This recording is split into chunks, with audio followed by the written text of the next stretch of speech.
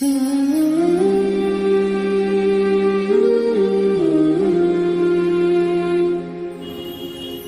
علیکم ورحمۃ اللہ وبرکاتہ۔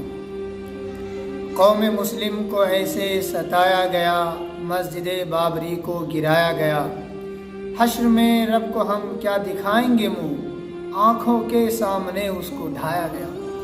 جی ہاں دوستو، آج میں بابری مسجد کی شہادت کی ایسی دردناک داستان لے کر آپ کے سامنے حاضر ہوا ہوں جو ہر مسلمانوں کی روح کو کپا دے گی، ہر مسلمانوں کے رونگٹے کو کھڑے کر دے گی۔ وہ داستان ہماری بابری مسجد کی، جو ہندوستان جب تک قائم رہے گا، اس رہتی دنیا تک ہندوستانی سسٹم کے لیے ایک بدنما داغ بن چکا ہے۔ جب 1992 6 دسمبر کو مسجد بابری کو شہید کر دیا گیا اور ہندوستانی حکمرانوں نے سپریم کورٹ کو یہ اعتماد دلایا تھا کہ ہم اپنے سسٹم پہ کھڑے اتریں گے اور ہم کسی بھی طرح کا گھٹنا کرم ہونے نہیں دیں گے، کسی بھی طرح کا اتپات ہونے نہیں دیں گے، مگر اس کے باوجود دن دہاڑے دیکھتے ہی دیکھتے ہماری 500 سالہ پرانی تاریخی بابری مسجد کو یوں آنکھوں کے سامنے شہید کر دیا گیا۔ مسلمان سینہ پیٹتے رہ گئے، مسلمانوں کی آنکھوں سے آنسو جاری تھے، مگر لوگوں نے ترس نہیں کھایا کہ ہماری مسجد کو شہید کیوں کر رہے ہیں۔ دوستو، آج آپ لوگوں کے بیچ میں یہ غمناک داستان اور یہ غمگین فسانہ لے کر کے آیا ہوں، جسے سن کر یقیناً آپ کی آنکھوں سے بھی آنسو جاری ہو جائیں گے۔ 6 دسمبر کی کر رہا ہوں، جب کیندر میں یعنی مرکزی حکومت پی وی نرسمہا راؤ کی تھی اور یو پی میں یعنی کہ راجیہ سرکار کلیان سنگھ تھے۔ دوستو، ان دونوں لوگوں کی ملی بھگت نے، بالخصوص اس وقت چونکہ کانگریس کی سرکار تھی،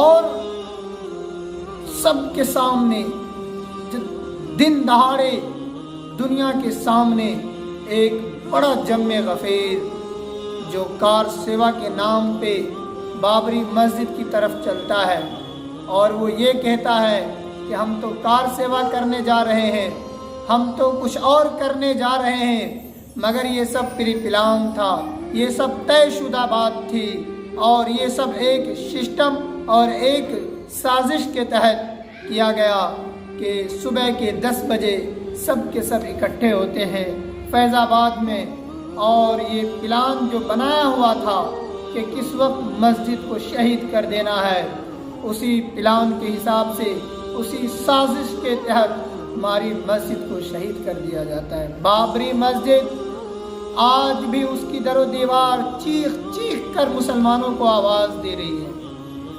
بابری مسجد کے منبر و محراب آج بھی چیخ چیخ کر مسلمانوں کو آواز دے رہے ہیں کہ کیا تم میں کوئی طارق بن زیاد نہیں ہے؟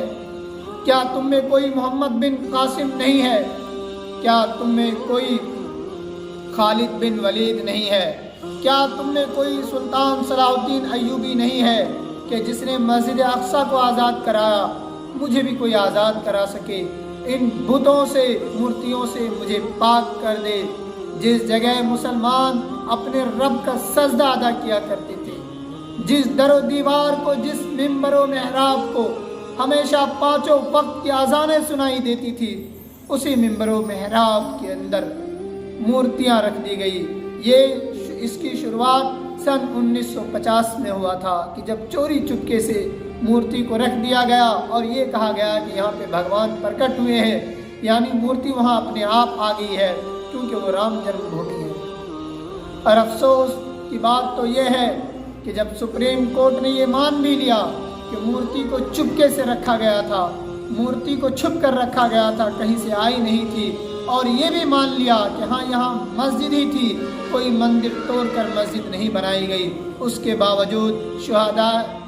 باوجود بھی بابری مسجد کو شہید کرنے والے گنہگاروں کو کوئی بھی سزا نہیں دی گئی، سب کو آزاد کر دیا گیا، سب کو بری کر دیا گیا، سب کو ایوارڈ دے دیا گیا۔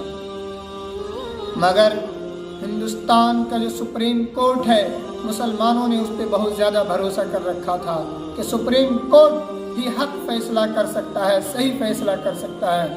مگر افسوس صد افسوس کہ وہ سپریم کورٹ بھی سارے دلائل اور شواہد کے باوجود بھی ہمارے حق میں فیصلہ نہیں دیا اور کسی اور کے حق میں فیصلہ دے دیا، اور یہ کہہ دیا کہ مسلمان اس جگہ سے دستبردار ہو جائیں، ان کو 5 ایکڑ کی زمین کہیں اور دے دی جائے۔ مسلمان بابری مسجد کی شہادت کو کیسے بھلا سکتا ہے؟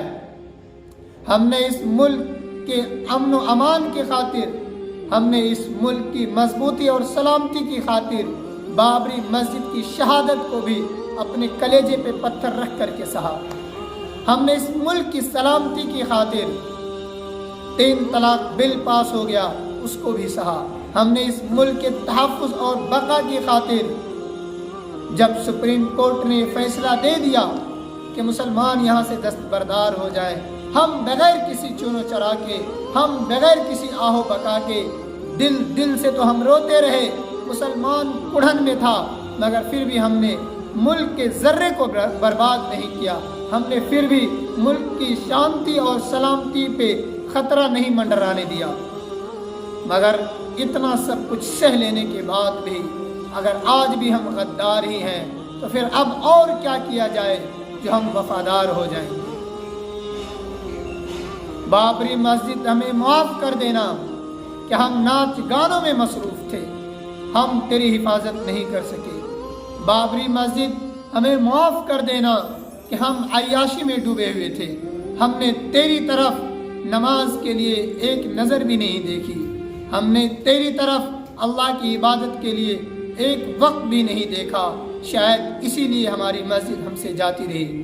بابری مسجد کل قیامت کے دن تو ضرور اللہ سے شکایت کرے گی کہ تو کعبے کی بیٹی ہے، تو اللہ کا گھر ہے، تو عبادت کی جگہ ہے، اور رہتی دنیا تک، قیامت کی صبح تک بابری مسجد رہے گی۔